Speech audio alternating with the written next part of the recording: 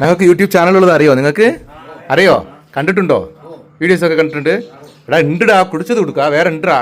അല്ല പിന്നെ ഒരു പ്രഗതിന്റെ ഫ്രണ്ട്സ് ആട്ടോ. ഒന്ന് ഹായ് പറഞ്ഞേ. പ്രഗതിയുടെ ഫ്രണ്ട്. പ്രഗതി ഇതാ വീഡിയോക്ക് വരുന്നേ ഇല്ല. നിങ്ങളെങ്കിലും വന്നല്ലോ. എൻ്റെ പേര് പറഞ്ഞ മോനെ ആദി. നിന്റെ പേരോ? റാഫി അല്ലേ?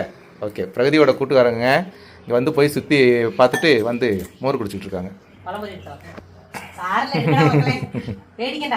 പേടിക്ക രസമൊക്കെ ഉണ്ടാവും, പേടിക്കാണ്ട് കഴിച്ചോ. Okay okay okay okay.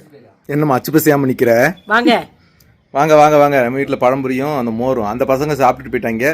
மிச்சம் இருந்த ஒரு கிளாஸ் நாங்கள் அடிச்சு ஏற்றிக்கிட்டு. அதாவது வெயில் அலைஞ்சிட்டு விளையாண்டுட்டு வந்திருக்காங்க. பார்த்தேன் தயிர் பாக்கெட் கொஞ்சோண்டு இருந்துச்சு. தயிரை ஊற்றி தண்ணியை விட்டு கலந்து அடிச்சு கொஞ்சம் மோரும் பழம்பொரியும் அந்த ஜில்லு தண்ணியாக இருக்கும், நல்லா இருந்துச்சு குடிக்கிறதுக்கு. சரி ரைட்டு ஓகே. அவங்களுக்கு கொஞ்சம் கொஞ்சம் கொடுத்தோம். சாப்பிட்டுட்டு பிரகதி இழுத்துக்கிட்டு போயிட்டாங்க. மிச்சம் இருக்கிறத நம்ம அடிச்சு ஏற்றுவோம்ட்டு நாங்கள் உட்காந்து சாப்பிட்டு வியாபாரத்துக்கு போகும்போது நிறைய இடத்துல இப்படி தான் கொடுப்பாங்க. ஆமாம், ரொம்ப சந்தோஷமா இருக்கும்.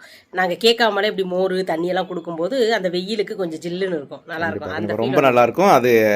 அது வந்து அப்படித்தானே, ஒரு வெயிலில் இந்த மாதிரி ஜில்லுன்னு ஏதாச்சும் கொடுத்தாங்கன்னாக்கா அதை குடிக்கிறதுக்கு நமக்கு ஒரு சந்தோஷம். அப்பா வயிறாரம் நல்லா குழுன்னு இருக்குது, நல்லா இருக்கட்டும் மனுஷி அப்படின்னு நம்ம மனசில் நினைப்போம். பார்த்தீங்களா? இப்போ எத்தனை பேர் அப்படி நினைப்பீங்க? வெளியில் எங்கேயாச்சும் போகும்போது நல்லா வாங்கி இங்கே குடிக்கும்போது, ஒரு தண்ணியோ மோரோ ஒரு வீட்டில் இருந்து வாங்கி கொடுக்கும்போது மனசார எப்படி எத்தனை பேர் நினைப்பீங்கன்றதை நீங்கள் கமெண்ட்டில் சொல்லுங்கள். பசி அறிஞ்சு நம்ம சாப்பாடு போட்டோம்னா பாக்கியம் நமக்கு தான். கண்டிப்பாக கண்டிப்பாக.